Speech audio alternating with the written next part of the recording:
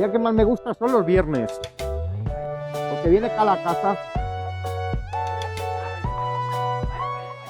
Cala es mi amiga, yo la quiero mucho. Hace 2 años y medio que la conocí a Cala en Náquera.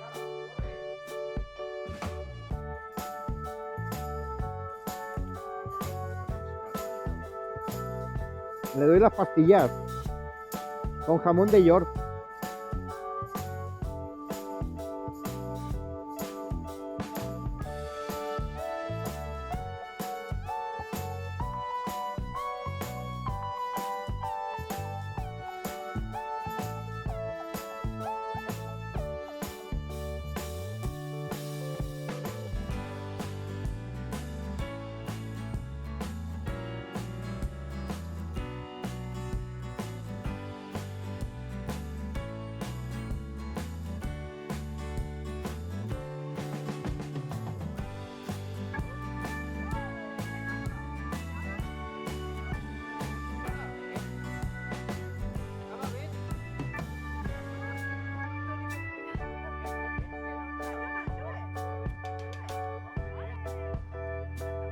Quedé con mi madre para comprar un regalo a Cala.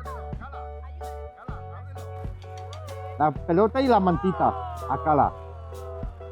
A mí Cala es como si fuese una gran amiga.